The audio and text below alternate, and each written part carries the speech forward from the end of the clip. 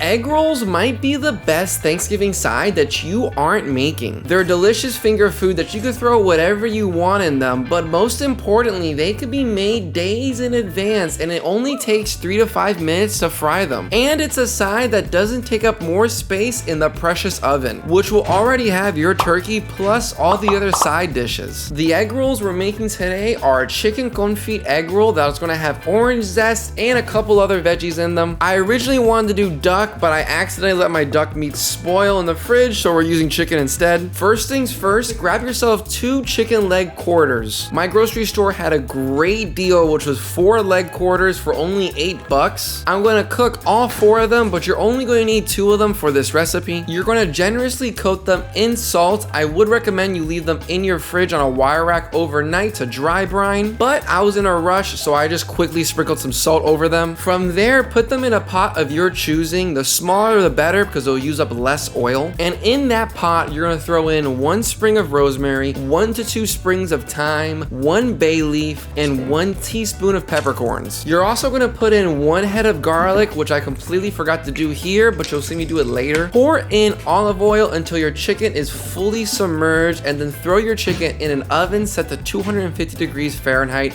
for 2.5 hours. And don't use a crazy expensive olive oil here. I just went with the cheapest one I could find in bulk. We're next gonna do all of our knife work. Grab yourself 1 carrot and with a regular peeler, peel the outside layer. Then with the julienne peeler or a kitchen knife, you're gonna julienne that carrot. And if the pieces are a little too long, give it a light chopping with your knife. Then grab yourself a green onion and then chop off the tip. We're then gonna chop the green section of the green onion and put it in a container, and then chop the white section of that green onion and put it in a separate container as well. This is also right when I realized I never put the garlic in my chicken confit, so I'm gonna split a head of garlic and throw that in my pot and put the pot back in the oven. From there, we're gonna grab 3 cloves of garlic and grate them with a microplane. Once you're done grating the garlic, we're gonna also grate a tablespoon of ginger with the microplane. We're also going to zest the skin of 1 entire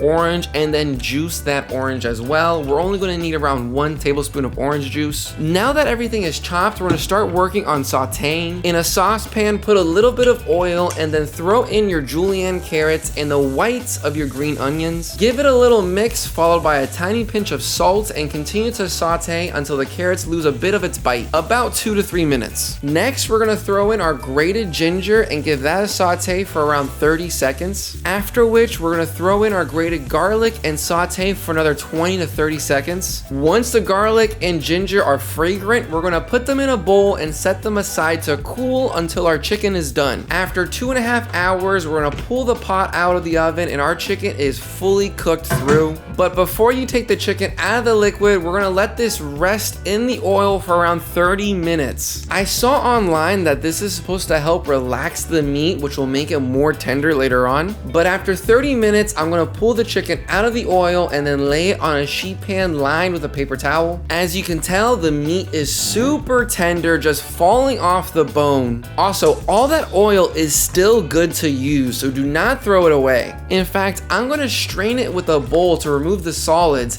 and once that liquid is fully cool, I'm gonna pour that back into the olive oil bottle. I would actually argue that this oil is now better than what it was before. It's infused all the chicken and herbs, adding a whole new flavor profile that you can now use in your day-to-day cooking. Now let's get back to our chicken. We're gonna peel off the skin and set that aside for a second. We're also going to pull the meat off the bones of our chickens, but be careful because it's probably still very hot.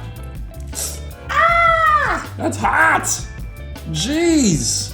Once you've shredded all the meat and peeled off all the skin from your 2 chicken leg quarters, we're going to take the skin and put them on a wire rack and then throw them into an oven set to 400 degrees Fahrenheit for about 10 to 20 minutes until they get super crispy. Now with your chicken meat, you're going to want to let that fully cool down completely before throwing them in the same bowl as your sauteed veggies. Once in the bowl, you're going to throw in your orange zest as well as the greens of your green onions onions. Give that a mix and then pour in 1 tablespoon of your orange juice, giving it another thorough mixing. I would also suggest you put a sprinkling of salt at this point, but I forgot to do that step. After 10 to 20 minutes have passed, pull your potato skins out of the oven, and as you can see, they've gotten super crispy. And we're not just gonna bite into them and snack on them. Instead, we're gonna throw them in a food processor and give them a solid blending, turning them into a fine chicken powder. And with that powder, we're gonna throw it in our bowl and give it a final mixing. Now, all we have to do is wrap our egg rolls. Lay down 1 egg roll wrapper and then put a generous amount of your chicken filling in it. You're gonna wet the corners of your egg roll with your fingers and then you're gonna roll it up like a burrito. This is surprisingly very easy and simple, so don't overcomplicate it, just roll it. After rolling them all up, you can put them in your fridge or freezer and then fry them the day you need them. They'll last 2 to 3 days in the fridge and they'll last even longer in the freezer. Just be careful that you properly pack them when you throw them in the freezer because you don't want any freezer burn to happen. If you're making these for Thanksgiving, I would actually suggest using a smaller egg roll wrapper so that way you could make more and it'll feed more of your guests.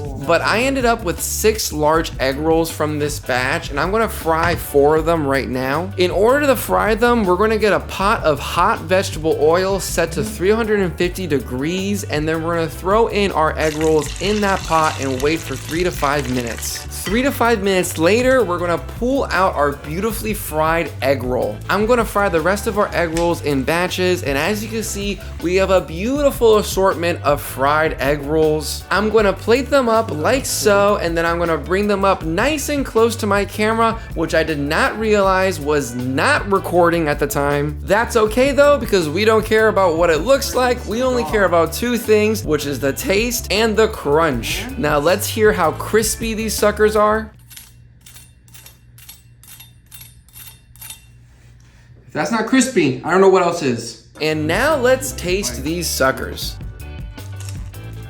That's super hot. That's super hot. I'm just gonna tell you how they tasted, which was phenomenal. The orange zest and the juice gives it a nice little acidic kick. And I will say this is delicious with chicken, but it'll probably be even better if you use duck. That being said, I'm 100% gonna make these in advance for my Thanksgiving.